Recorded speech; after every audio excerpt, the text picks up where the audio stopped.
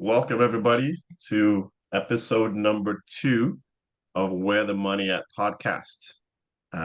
It's myself, Ray Akintemi, Kwaku, and Dre. So we're here. I think this is going to be a good podcast. I feel like I say that every episode, but I We got think to this keep is that energy.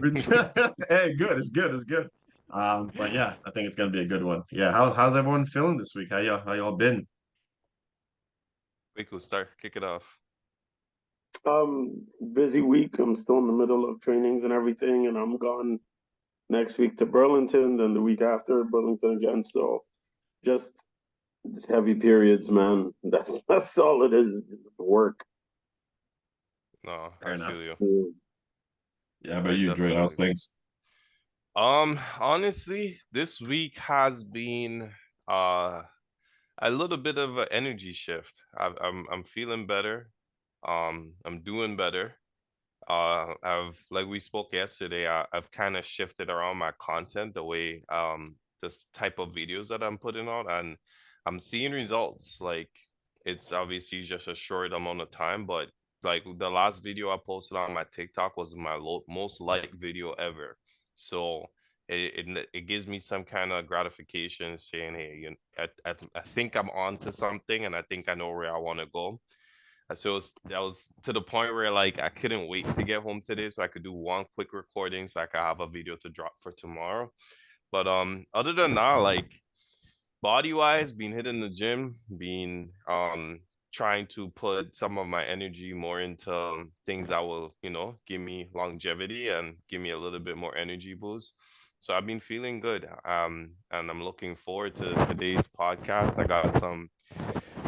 We got some information to talk about, some heavy topics, and I want to talk about, just a little sneak peek or the darling of the stock market right now, Nvidia. It's a highly talked about stock, so let's get a little bit more of analysis on that. What about you? Oh, the split stocks. Yeah, the split's actually happening tomorrow. I think tomorrow's the last day to own it, so that when it opens up on Monday, you will the split will happen, but we'll talk about that a little bit more Yeah, later on. okay. I need to know what I'm doing Friday. I need to know. Let me know. I need to know. I want in. Yeah, no, I got some good information coming here. That's good. That's good. Yeah, man. No, it's good. Yeah, I think yeah, for me as well. It's been I think the last 2 weeks I kind of felt like a little bit like a space cadet, but like I think getting some good rest on the weekend helped me this week. And obviously the weather's been nicer here. It's been busy. We'll get into some of the stuff with the interest rates that come up. And so things have just picked up. So it's interesting that it's a lot busier, but I'm glad I was able to sort of get myself back to being able to handle the load of work, which is good. So yeah, and I'm excited for this podcast, this episode as well too. So it's nice and sunny out here. So I'm coming down because over here it's still 6 p.m. So I'm looking outside as people on patios. I'm like, I'm doing a podcast. That's what I'm doing. So, but no, it's good. I'm looking forward to this episode. So yeah, I think if there's nothing else, let's just get right into it. Yep, let's roll. So this week, obviously, first week in June, the big news that happened, the big announcement was finally, I think this is the first in like 4 years. I couldn't believe that number. The Yeah, first time the Bank of Canada dropped the overnight interest rates 25 basis points to essentially 4.75%. That's crazy. It's crazy to me that it's been 4 years. I think we've just been so used to like the rise in interest rate environment, and then obviously the flat for like over the last year, I believe. And so yeah, so it's been something that's at least there's a lot of anticipation, as you're aware that a lot of people were anticipating that was going to happen. So then when it did happen, and it's been an interesting thing. I can speak on the real estate side of things. Even prior to that happening, a lot of people we're sort of anticipating the sort of frenzy of people who are a bit more confident getting to the market now, and so I have people trying to get in ahead of it. But as soon as like it dropped, those people calling like, "Hey, hey, what's going on? And all of a sudden, and I think we talked about this yesterday, behavioral economics, like there was opportunities right before this happened, but now it's like just humans. It's like now it's and now with people more confident in buying, and that's really Yeah. how the economy works, to be honest, though. So yeah, what are your thoughts? So what do you guys think? We can get into it a bit more. Andre, this is your world. So like we said in the last podcast, I'm not surprised. Once the European Central Bank had made their statement that they're going to start cutting, which I think they started their cut today, it was only a matter of time before Bank of Canada follow suit. As a homeowner, thank you, Jesus. As a homeowner who's on a variable rate right now, thank you, Jesus, even more. So I am very happy for that. It you know, it's a little bit of a relief. It's not anything crazy. It's a 0.25. I think we can expect 0.25s at least for the rest of the year if they do cut. But the good thing is, even though it's a 0.25, what we're most likely going to see is additional cuts to come. So if they have another cut in July and another cut in September, then you're looking at more financial relief to our pockets. I know that I don't know for you guys, but I've seen a lot of for sale signs up um over the last month and a half, especially within my neighborhood. It's a new development, so you're not really expecting that much for sales, but there was a lot for sale signs coming up. And I don't know if you know we have any statistics on whether or not that was starting to uptick. But my main focus was that, or my main thought was that the average Canadian lives paycheck to paycheck. Mhm. So where all these most people who would have renewed, who would have refinanced their houses in 2000 and 2001 when rates were really low, they're coming up for Renewal. renewal in Mhm. 2025, 2026. And if you're having that much people and that much mortgages, trillions of dollars worth of mortgages coming up for renewal at 5%, Canada was looking at an economic disaster. So it was elections. We have the Canadian elections coming up next year. We have the US elections coming up this year. So these were the catalysts that I was looking at where I'm like, I think the cuts are going to come sooner than later. And I'm thankful that it was here. My money was on fall, but hey, I'm going to take it in the summer and I can maybe buy me a barbecue now, a barbecue grill. So Hey, yeah. No, that's a good point. Quick, what are your thoughts on it? Well, I mean, when you hear the interest rate drops, I think there's some people that misunderstand. They think that automatically means that all prices across the board are going to drop, and it's not necessarily the case. So interest rates are going down. So yes, it opens up more money for more business and things to happen. But that doesn't mean Loblaws all of a sudden is going to be like, oh, we're paying less, so the interest rates are lower. Here, we're going to lower the price of food to match that interest rate drop. So I think the biggest thing for me is as much as it looks good on the economic side, it looks good for businesses, it looks good for even I think even some people on your loans are going to feel a little different when you're paying back based on the interest rates. But I think it's just one thing people have to be aware is don't think that means everything is going to go down to what you remember it being before, or it's going to just change how things are going to go. Yes, interest rates may go low, but there's something in Canada that's always bugged me, and it's something that I still see. And it may not just not be Canada, but for a lot of companies, they know you've normalized paying a certain amount. So then, regardless of the difference in cost for them, whatever it is, the incentive isn't to just lower the cost for you. So that's something that I always keep in mind. Now, I may be wrong. You guys correct me if I am, but a change in interest rates doesn't mean everybody automatically is just going to drop rates and it's going to be dropped for everything. So I think it's something that people need to keep in mind. But on the large scale of things, homeowners, this is great news. People going up for renewals, this is great news. We've been waiting 4 years. Now, with the 4 years, you got to understand before the interest rates started to go up, it was just flatlined and stuck at what, 0.25 for the longest time, right? Dre, if I Correct me if I'm wrong. It was So 0.25 for a long time. Then it started to rise, and we just haven't seen a rise in a while. no, so I think before the pandemic, we were, Before the and pandemic. Ray might know the actual number, but I think we were around maybe 2%, somewhere around there. And then when the Yeah, Mhm. 2 to 3. pandemic, Yeah, yeah, 2 to 3. So And then it jumped up. when the pandemic hit, that's when they went low because they were trying to stimulate the economy. So that's Mm. when they went to the 0.25. But then when they went to the 0.25, you had like several chaotic events happening all at once because Mhm. of the pandemic. You had labor shortages, you had people going into early retirement, you had corporations just being greedy. So Mhm. because so many people had extra cash, whether it was CERB, whether it was the financial relief in the States, I can't remember what they called it, but they had so much liquidity entering the economy that inflation just went off like a rocket ship. yeah, And Mhm. in order to combat that, what they did was that's when they decided, okay, we can't be in this low interest rate environment anymore. We got a Then raise. we're going to raise it. And basically, what we stated last time is that that is how you create a man-made recession. Mhm. So even though property prices are still relatively high in Canada for, but it realistically it's not high from a Canadian perspective. Um, if you're comparing it to the States, then it's high, but what prices did go down, like houses were going nuts, they were going for a lot over asking. Prices did come down, it did reset prices. Now, this one rate cut to me wouldn't just make the market boom because we're Mhm. talking it's really not that big of a difference in your mortgage payments that you're making. But eventually we're assuming they're going to come down to 4% and hopefully eventually to 3%. And then that's when we might just see it flatline for a while and the market will stabilize while, property prices increases.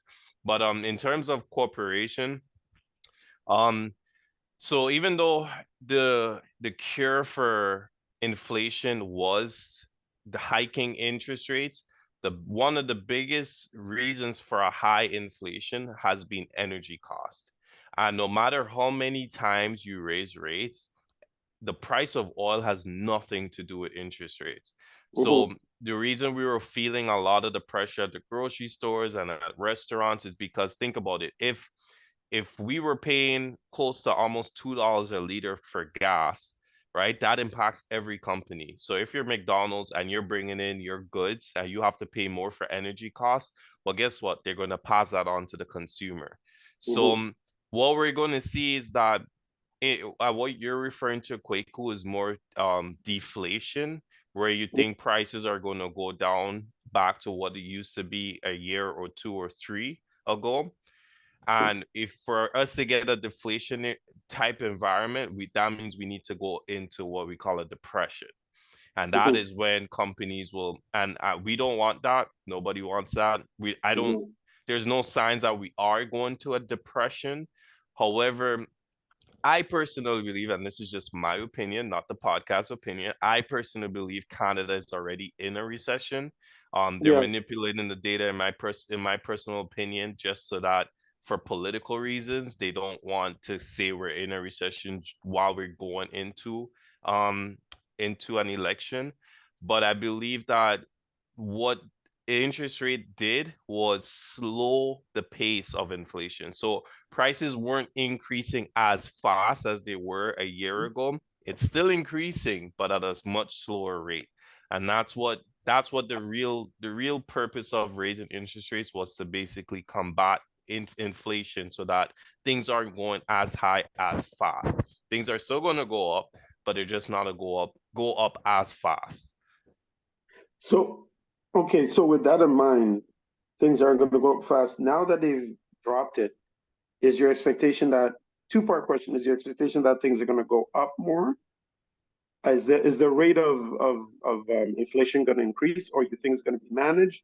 And what does the Bank of Canada have to see to do another drop? So Tiff Macklem actually did state that based on the economic data, that's what they will determine whether or not they keep cutting.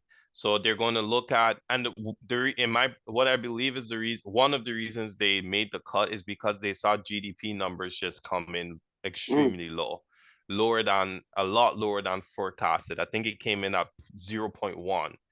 And this is why I say I think, and this was 0.1 for the quarter. And this is why I believe that it was manipulated, because if they had gotten another negative GDP, if that GDP report was negative zero point 0.1, that means we would have been in a recession, because the last quarter before that was a negative GDP reading.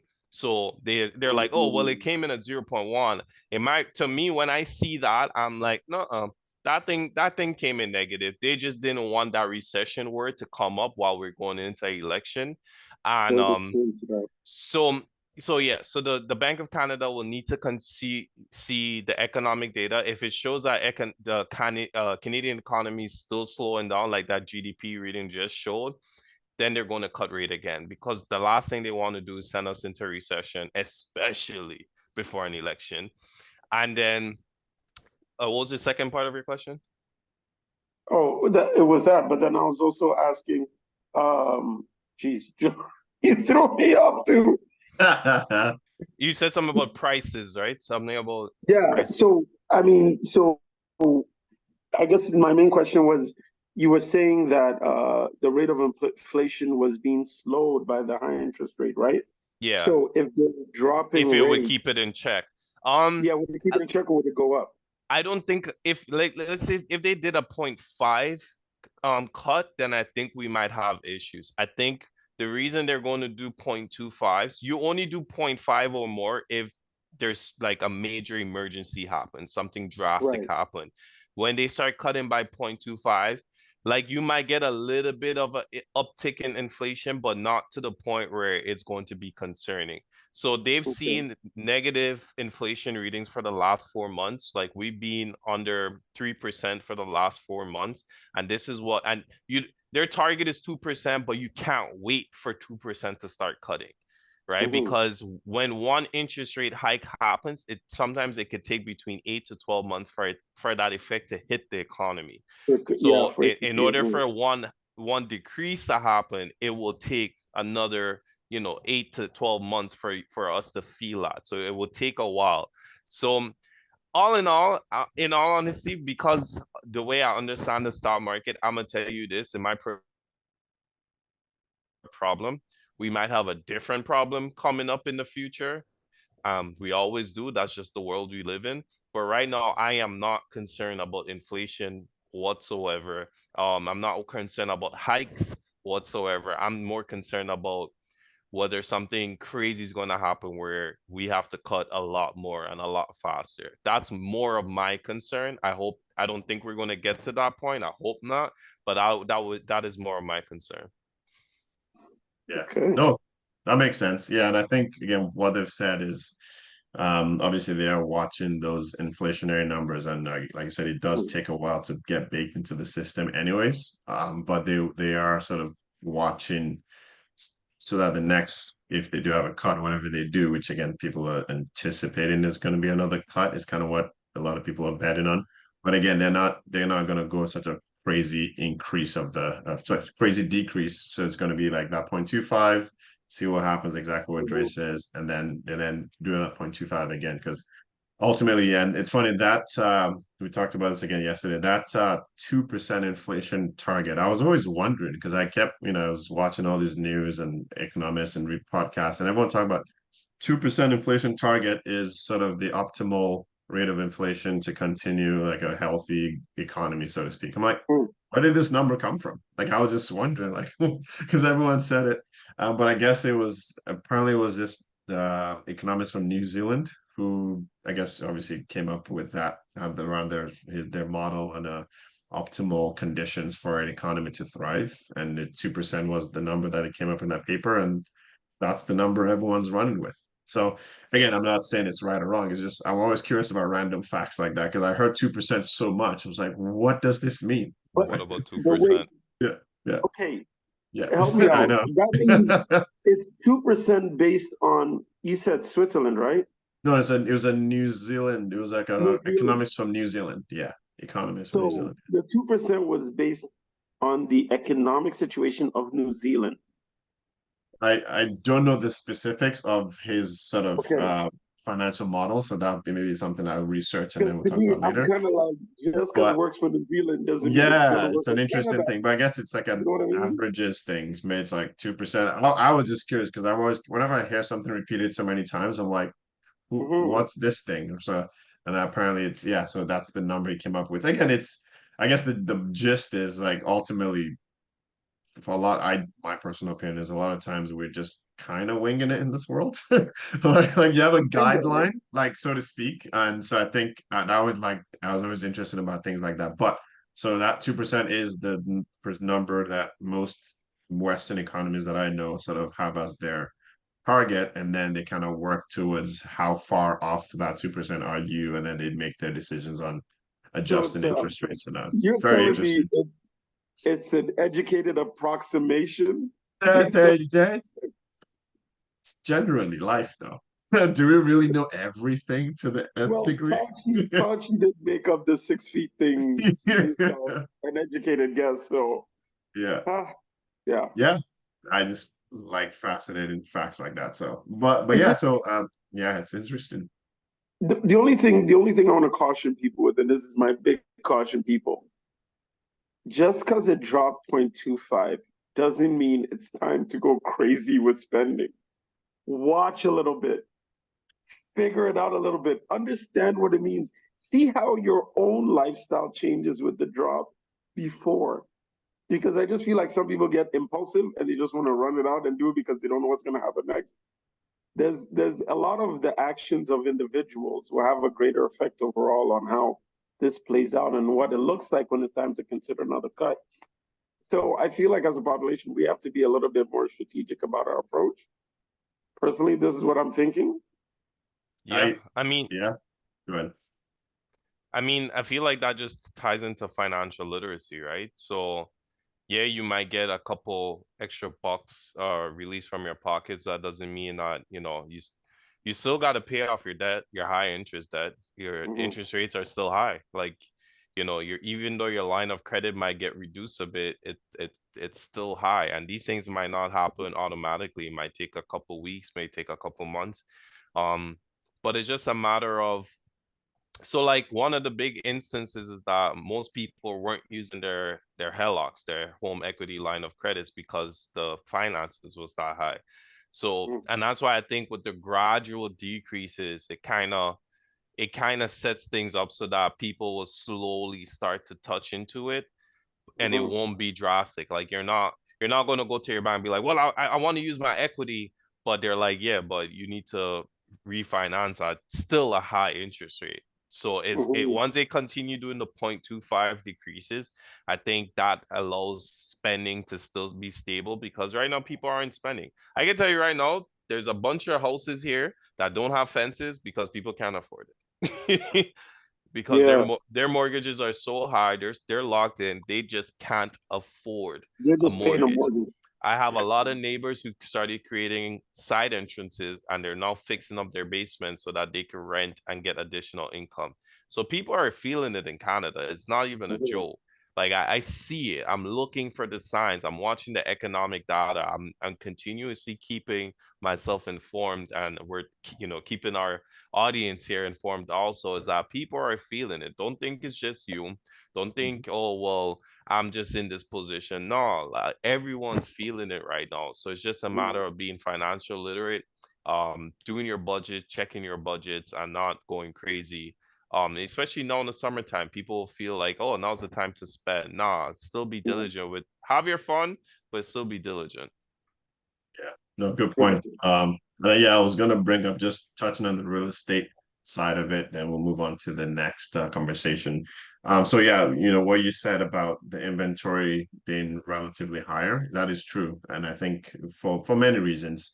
Um, One of the reasons being people who purchased right around COVID, low interest rates. That was usually it's 3 to 4 year terms on interest rates on your interest term your mortgage term, sorry. And so what happens is now they have to refinance. So then they're like, whether sometimes maybe they bought as an investor, right? So and sometimes there's caps on like rentals and things like that. So the numbers, it might be working now, but once they have to refinance at like 5% or whatever it is compared to 1.8%, they're going to be paying an extra $2,000 out of pocket. So they're like, Yep. maybe I should sell this place now. So there's part of the reasons why you see a lot of newer homes that typically won't be are sort of on the market. And then also some people that bought, say, like a pre-sale, but then it didn't really complete until more recently. So then they completed on like super high interest rate environment, or all of a sudden their affordability, like they're still doing the same jobs, but like in terms of the stress test, they've been stressed at like a 5% plus the 2% that the banks use. All of a sudden they can't qualify for a typical lender. They have to go to a private lender. Sometimes Yeah. it's a 7 to 10% just to at least get the house. Because if they don't do it, they'll lose the deposit. So then that you see a lot of turnarounds as well, where like they just completed and then they're trying to sell it because they just want to get out of the thing, right? So those are some of the reasons why you've seen more inventory more recently compared to like the last couple of years. And then you have the capital gains as well. Some people are just trying to offload their second property because they don't want to be qualify under the higher capital gains accounting. So all those reasons are part of why you're seeing higher inventory. But then the flip side to that, and I think a lot of things in life it just kind of ebbs and flows, is now that ironically, with the lower interest rates, buyers are now a bit more confident. And I think it's what it signalizes. Like to everyone's point here, it's not exactly that 0.25 is going to break the bank or in terms of making your life a lot better today, but it's what it signals and then kind of foreseeing potential drops. So people are more confident. So I'm noticing a lot more buyers in the market. Same buyers that I've been trying to talk to since like December last year. All of a sudden they call it like, oh, someone at my work said da da da da. Let's start looking now. So I think that would eventually it'll sort of wash. It'll turn back into they'll basically come for the inventory and it'll balance out and eventually it won't go into a crazy frenzy. At least we probably don't want a crazy frenzy. We want a healthy market. And I think Yeah. that's why it's like slow increase, buyers come back, at least on the real estate side of things, then but the prices are still holding. So yeah, that's what I see. And I think to a point, it is good that we're at least seeing like the cuts the signals that we're trying to get out of the sort of recession, which I do agree with you we are in. So but I like at least like a more pragmatic approach as to what they did last time, which is like 11 increases in like 4 months or something, which is just Yeah. right. So, and that's basically where a lot of people have they've missed a lot of people. But yeah, so but it's looking good. So I guess we'll keep an eye out. When's the next announcement, Dre?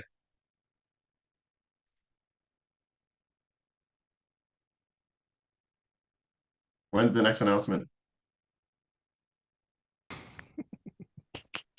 What happened? Was it me? Did I Yeah, enter? you Yeah, froze. you Okay, froze. what was the last thing I heard? I'll cut this part. Did you hear the question I asked you? No. Okay, so I said, when's the next announcement of interest rates? The next announcement, I believe, is it? I know it's in July. July, yeah, July. Is it July 4th? Yeah, I believe so, yeah. Yeah. So like a month. Okay. So yeah, Mhm. we'll see how it goes. All right. That was so yeah, we talked about the interest rate increases, so interest rate cuts, and we'll just see how that plays out. It looks like they're going with a slow and steady approach, which I actually think is a better way. I think most of us in consensus of that. That's the better way to based on the situation we're in, we can talk about how we got here, a different conversation. Mhm. Based on where we are right now, a slower and more gradual approach to it. Let the Mhm. interest rates work its way through the system at a reasonable rate, I think. So yeah, it'll be interesting to see how that goes. So for the next topic here, I'm very excited. I've been waiting for this one for the last couple of weeks here. Chat GPT for Omni, I think that's what it's called. It dropped a couple of weeks ago. I man, I'm all in. I am all in this here. Yeah. I think it's crazy how it is since I've been using it, the whole time with this version of AI and generative learning and all these tools. I've been kind of dabbling in it. It's been pretty good, but I haven't paid for a single thing. But Chat GPT for Omni, once I saw it, I saw what it could do. I'm like, here, shut up, take my money. Yeah. I went all in. It's Enough is like enough. it's just, it might as well, like they all have all information. Let's just go all in, and it just helps me personally. I'm sure like you guys can talk about it.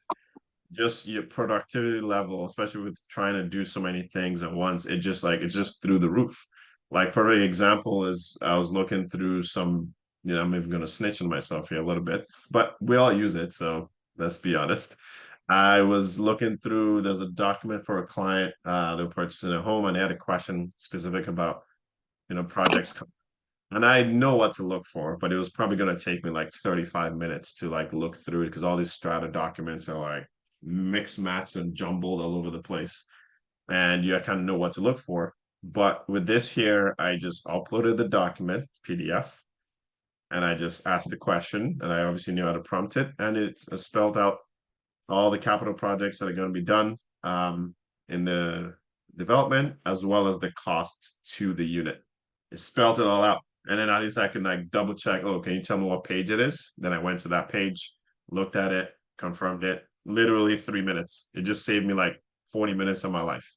Yep. So yeah, I mean that's just one example. I'm sure you guys have lots of stories. So yeah, what are your takes on Chat GPT? Oh, go on. Listen, listen, listen. Let's be honest about this is the thing about ChatGPT. In my mind, the Lord said, "Let there be light," and then let there be, and he told ChatGPT, and that's how light happened. When I tell you, so when I first came into contact with ChatGPT, a lot of the complaints were coming from academic circles because students were having ChatGPT write their essays, and these Jedi, I'm going to call them geniuses, didn't think that they should edit in any way, shape, or form. So they would just submit what ChatGPT says. But I think what's amazing about it is it's actually very comprehensive and helpful and easy to use and versed. So as long as you provide the direction of what it is you need it to do, it gives you something great. I will tell you right now, my first draft is ChatGPT. I'll put in the major things that I want said, the major things I want, and the context of what it is that I want written or I want done. And then once it spits out a response, I edit down and I make it sound like myself. This is how easy it is. I wrote down I asked it to help me because of Andre. I was like, okay, write me a 30-day plan of how to learn and understand investing. And by day period, it gave resources, steps, plans, everything to do from day 1 to day 30 to achieve the goal. It's insane to me what ChatGPT is able to do. And I don't have the fear of AI taking over. Look, Google might very well be a singularity. Oh, well, the level of convenience that comes from services like ChatGPT and what AI is able to do is hella life changing. And I don't see us being able to go back. It's just too great. I am a believer. Shout out to ChatGPT. We're getting paid because of you. 100%. 100%. And it's interesting.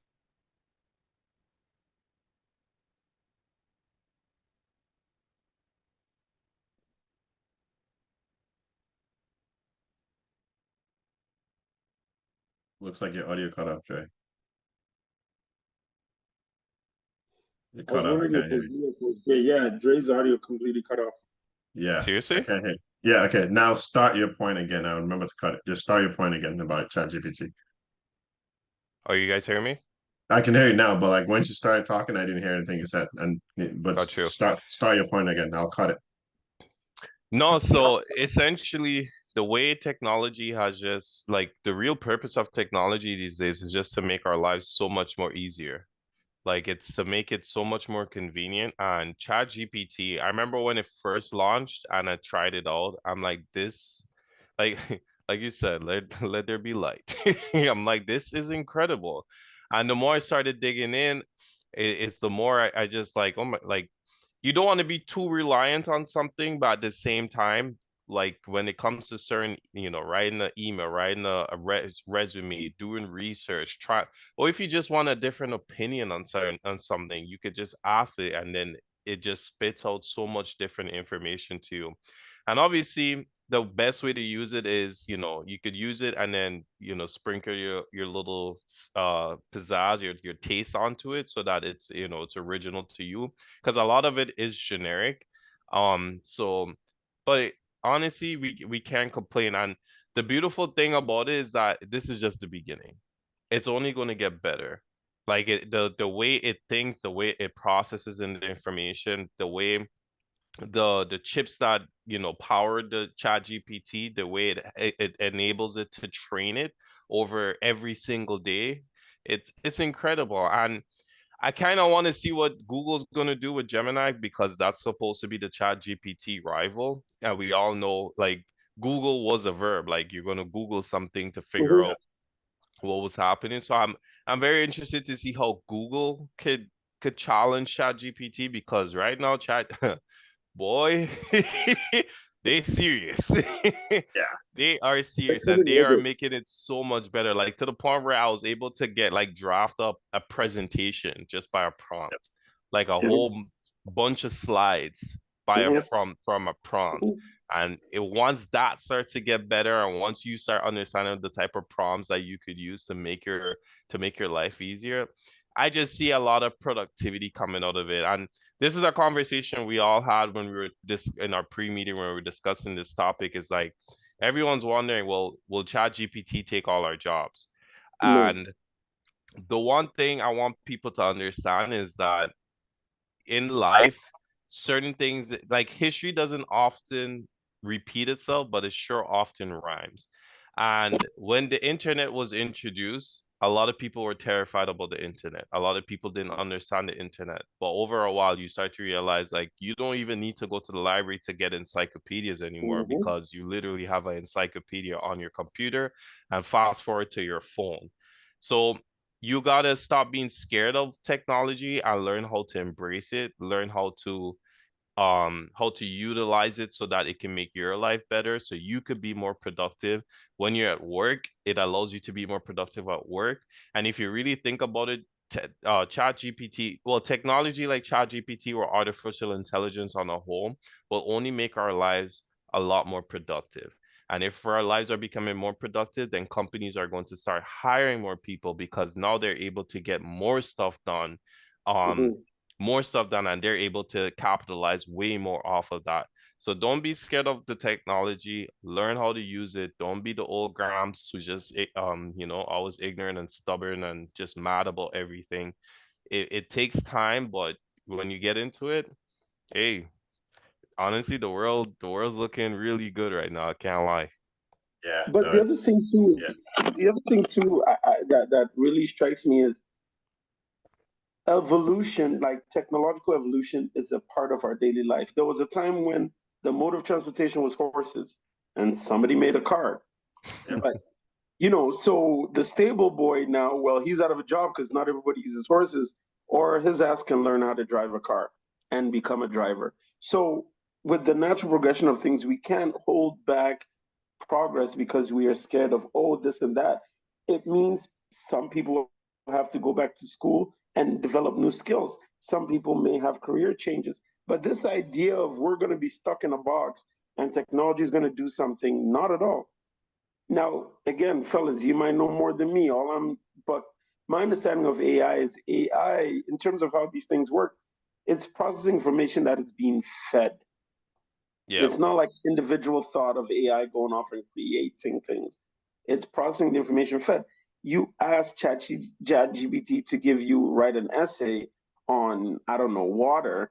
It's going to just base it off the information of water. So I say that to say it's not this independent thing that's just come to take over everything, but it's also a reminder that technology is going to change. Uber came into effect, that affected taxi drivers, but you had a choice as a taxi driver. It's either you keep driving your taxi or you switched over to Uber or you did both, whatever the case is. What I'm trying to say is this is where we are again. Some jobs are going to be eliminated by AI. You can't help it. But new opportunities are going to come for it because every single piece of technology that uses AI needs maintenance.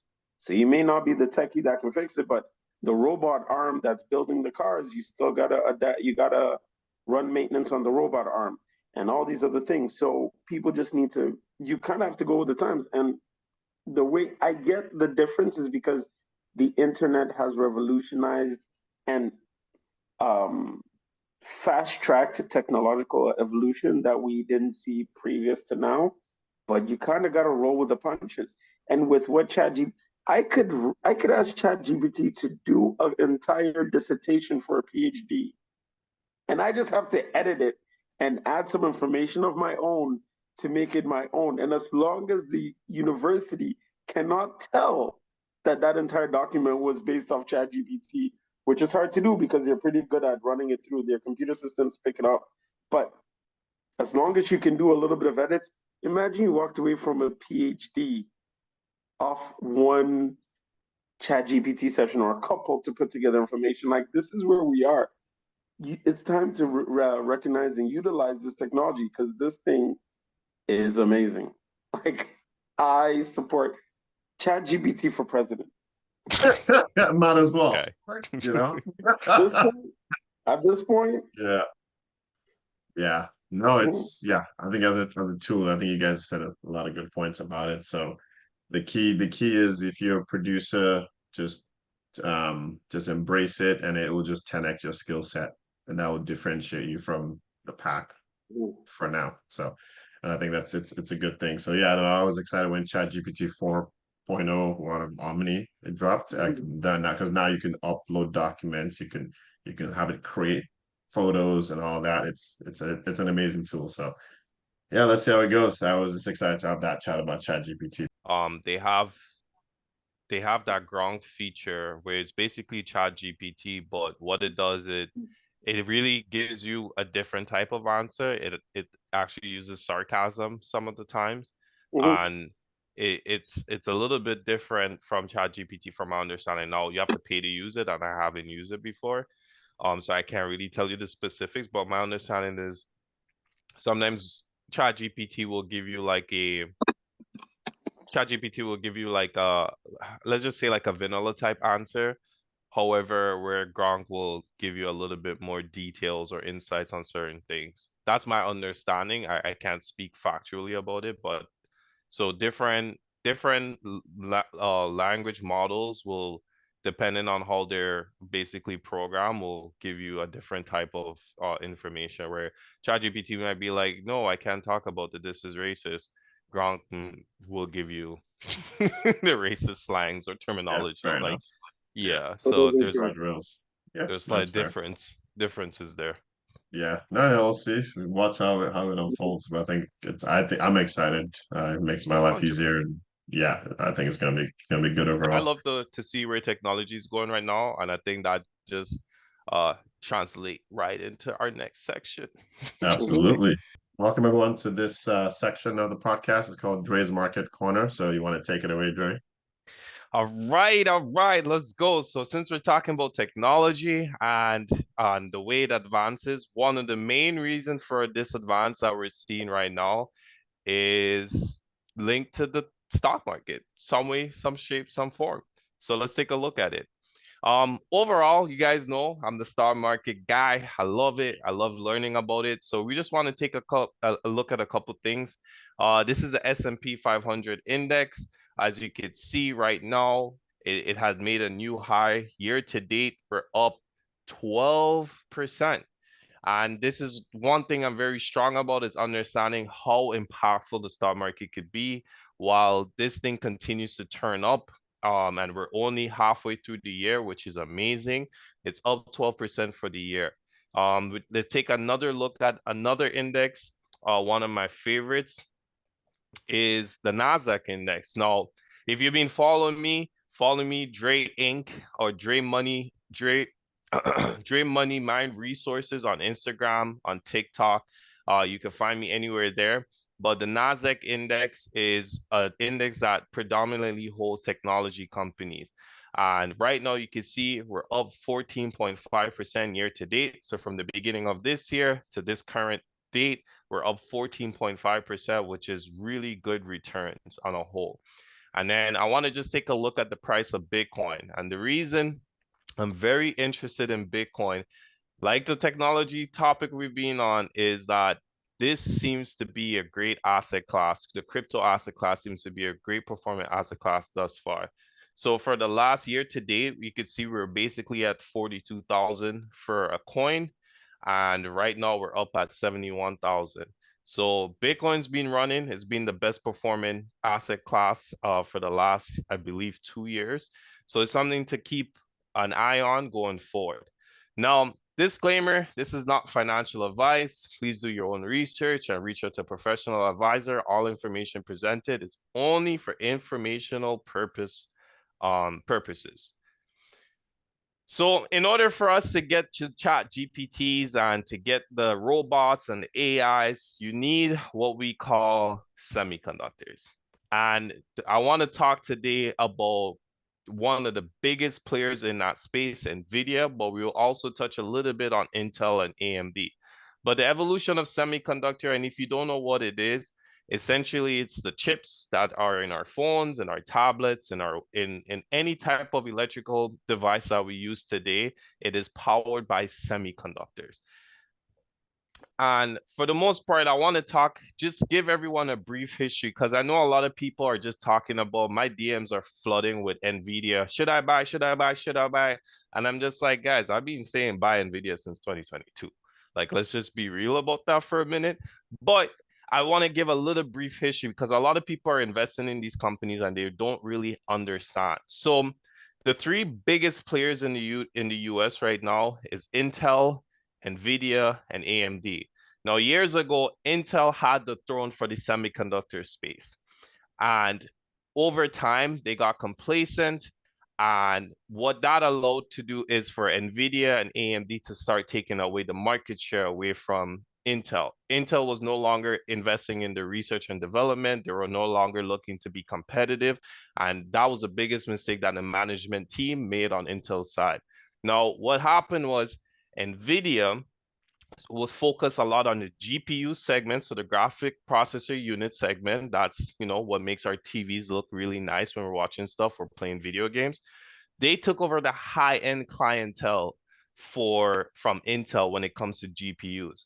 So if you're looking at the NVIDIA stock, it's a lot more expensive than the rest, because the products that they bring out is a lot more expensive than the other competitors.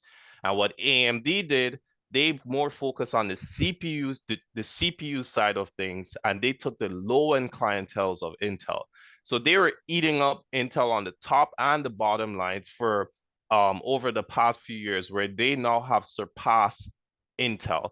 And that's why two of the biggest companies in the semiconductor space is NVIDIA and AMD. So just a little bit on the rise of Intel, we can see, when it was founded, the innovation that they were known for were microprocessors. And they had as you can see, they had a market dominance in the 1980s, 1990s, and the early 2000s. But then, you know what? NVIDIA came and ate their food. It was not a joke. They came, they did their thing. And right now, the stock is doing wonderful numbers. A lot of investors are so happy because of what's happening with this technological boom. I've been saying for a very long time, this is the time for us to build wealth. And I've been preaching since 2022. People need to start investing in the stock market, start looking at the semiconductor spaces, start looking at the dominant players within those spaces. Right? So for NVIDIA, we could see right here, the innovation, like I said, is the GPU and the focus on graphics processing. But however, like compared to Intel, they did not settle. They went into AI, gaming, data centers, and data centers is one of their biggest profit margin services that they provide to other folks. When everyone wants to go on the cloud and do all their businesses like Amazon, Microsoft, they need data centers. And data centers is only going to continue to grow over the next decade or two. And they're also in the automotive sectors. For those who did not know, their chips were in Tesla's first before Tesla started producing their own chips. And the current status is the market share and leadership in AI. So right now, the CEO, Jensen, the CEO of NVIDIA, he's known as a godfather of AI, because they've been advancing their technologies for quite some time. And you can see the different sectors that they're in. They're in architecture, automotive, gaming, global public sectors. They're in robotics. They're looking at smart cities. So all their chips, and they're looking to bring out a new chip every year going forward, which is phenomenal. But all their chips are in different industries. They're looking to shake up the whole world of technology. And like we said, I'm excited for the future. I make the joke. I'm like, soon we're gonna have robots as butlers in our homes. And if I gotta pay 20,000 to have a robot do my laundry and do my dishes and mow my lawn, please know I am paying $20,000 to get my robot. So right here, and one of the most important facts is that we want to look at the historical history of NVIDIA and its performance. So on the right side, you're going to see, we can start, and it's absolutely nuts. And this information is from bar chart, but year to date, at the time when I made this, it was up 135%. The last 2 years, 522%. Look at the 5-year mark, it's up 3,000%, and the 20-year mark, 67,000%. Now that is what we call a great investment, right? So these are the things I want people to start focusing on. Now, we have something coming up very soon, which is the NVIDIA split. I believe tomorrow should be the last day, the June 7th, in order for you to purchase the stock for the split to happen. So what is a split, you may ask? Well, the definition is when you have each existing share of the company stock is divided into 10 shares. Now, the reason it's 10 shares in this example is because NVIDIA is performing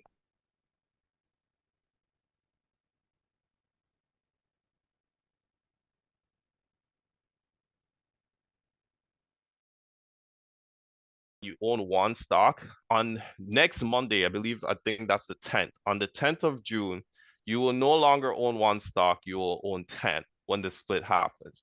Now, that doesn't mean you have more money in your account. The same value the same amount, the value of the share that you have will be the same. So a lot of people are asking, well, should I buy before or after the split? Honestly, it doesn't matter. The reason it doesn't matter is because nothing is happening to the company, nothing is really happening to the stock. They're just making more shares available so that retail investors like you and I, who can afford $1,000 for one share, can now pay, whether it's $100, $110. I think right now it's at $1,200. So if it does a split, the stock will be trading at the stock will be trading at $120 on Monday, most likely. So essentially, they're just increasing the number of shares, and the shareholder value, the overall value of shareholders remains the same, but the number of shares they hold increases by 10. So, for example, if a shareholder has 100 shares priced at $100 each before the split, after the 10-to-1, they will have 1,000 shares priced at $10 each. So the math is the same.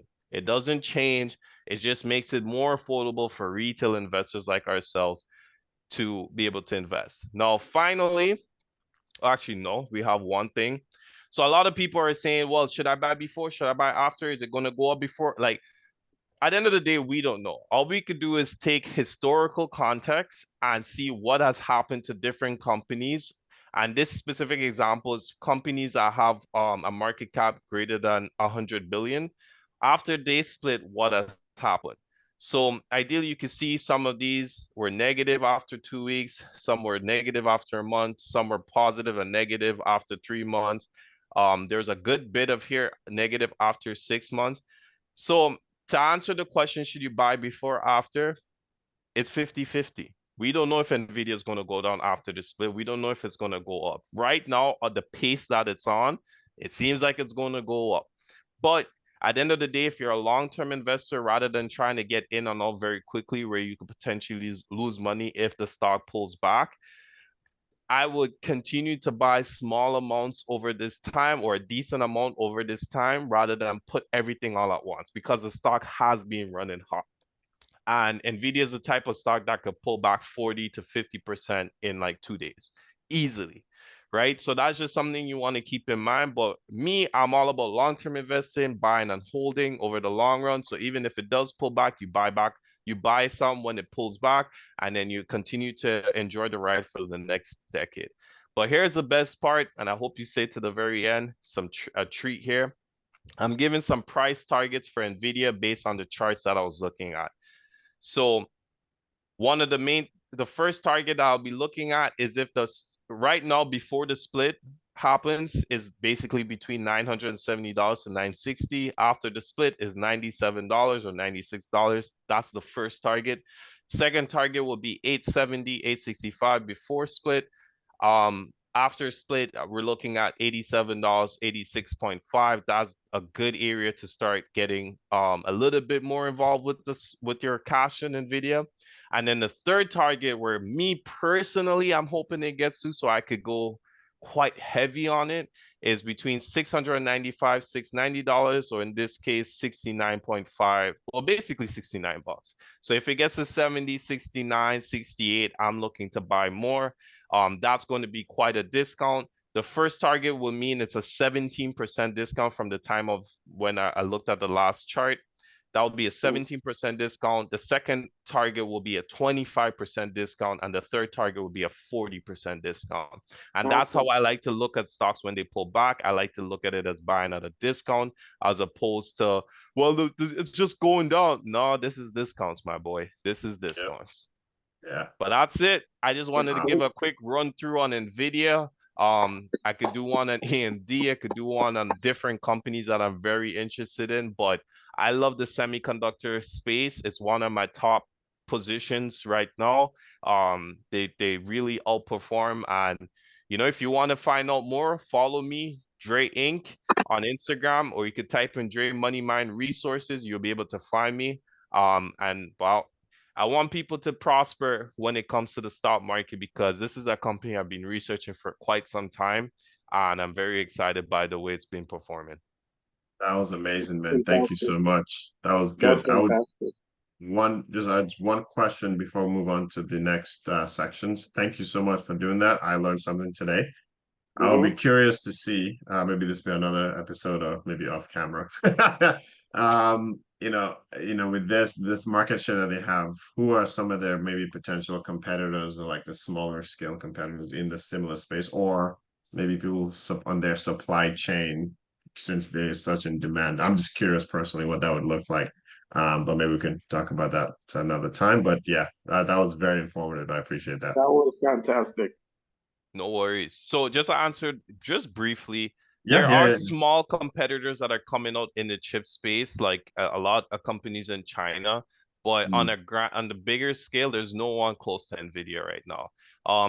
It's funny, the CEO of NVIDIA and the CEO of AMD are actually cousins. So when they started taking share away from Intel, it to me it was like a family thing. You know what I mean? Makes sense. Say less. It, Say less. they're like, okay, you take the high end, I take the low end. So that's why Yep. I like when both of these are in my portfolio because I understand that one, their leadership is phenomenal. The one thing that Intel started to do, Intel's still trying to be a competitor, but they're far behind. But the one thing Intel, it looks like they're going to do is understand that AMD and NVIDIA, what they do is they design the chips. They don't produce them. So when they come up with their designs, what they do is they outsource it to a company called Taiwan Semiconductor, TSM. Yeah. TSM manufactures the chips for them because the manufacturing process is very, it takes a lot of money and it's very difficult. So what Intel is doing, because Taiwan Semiconductor is located in Taiwan, Intel's like, you know what? We might be getting our butts kicked by AMD and NVIDIA. Let's pivot our business model. And they're now trying to transform themselves into a foundry. So they will be the ones trying to produce chips going forward. And I like that move for Intel because they're such a big company. What they did, they got a lot of funding from the Biden administration, like billions and billions of dollars, in order to allow them to transform themselves into a foundry, which will take some time, but it looks like they're going in that direction. And if China ever, God forbid, invades Taiwan, that will be a problem for the chip space. So that's why America's more banking on having American companies become more dominant in the chip space and not too reliant on companies that are located in Taiwan or elsewhere. That was good. That makes Wow. sense. So yeah, no, Yeah. we'll definitely we'll pay attention. So yeah, I'm looking forward to the next market corner. It's good. Okay, I think before we wrap up, we got a couple of minutes here. We're just gonna do two sections, and we're gonna do rapid fire. Each one just answer those sections. So the first one would be the NBA finals predictions, just like basically who's going to take and how many games. We'll do that. And then if you have any book or podcast that you've been listening to recently, just drop the name and then we'll try to rapid fire in like 3 minutes here. So, Quaker, do you want to start? Predictions, NBA. Mavs in 6, I'll say. I Mavs in hope. 6. Anybody but Celtics. That's just me. I hate them. I hate everything about them. I'm talking to two Lakers fans here, so I think I know what you're gonna pick. And an Eagles, Yeah, and an yeah. Eagles fan. So Yeah. anything but the city of Boston. I say Mavs in 5, to be honest. Like I don't believe in Jason Tatum. I don't believe in the Celtics. Like they suck. So they got a Okay. cakewalk to the finals. That's just what it is. Okay. Facts. I would say Mavs as well, but I think it's gonna go to game 7. I think 7. Celtics Yeah. might try something, but I feel like Mavs still gonna get it. Well, Celtics are up 20 now, so who knows? What? Yeah. Yeah, but Yeah. game 1, so that's the one that's gonna Game edge it one. over. But I think Mavs still gonna take it.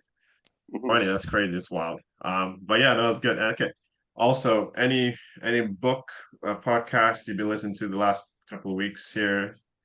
So because of my long ventures to work, like I drive a lot every day, I'm currently listening to audiobook Hero on a Mission. Okay. So I just started that. It's by Donald Miller. One of my friends, I'm in a mastermind group, and he sent it in there, and it's like he said it changed his life on his mentality. So it's basically at least the beginning of the book thus far is like having a victim versus a villain mentality and how to combat that. So I'm early into it. I'm still reading my book, Simple Wealth, the Formula for Wealth. Wait, was it? I keep butchering that Arithmetic name. or arithmetic of wealth. No, it wasn't Arithmetic of wealth or arithmetic. something. The Isn't formula. arithmetic of wealth something? Isn't the Yeah. formula of wealth? The formula of Something. wealth. Yes. Yeah, I yeah. keep Yeah, yeah. And butchering I that know what name. you're talking about. God. Yeah. Um, It's been a long day. yeah. Yeah. Kwaku, So you? Oh, sorry. no, that's Um. it. Yeah. Right now, no. Most of what I'm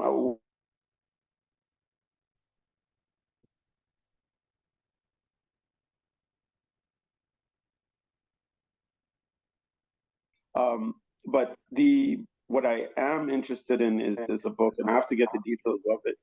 I actually got it from a wellness symposium, and it just talks about the path to happiness and what it is that people need to do to understand true happiness. It's a Japanese book, so it's just Okay. about evaluating your life, looking at what you're doing, and how that relates to actual happiness.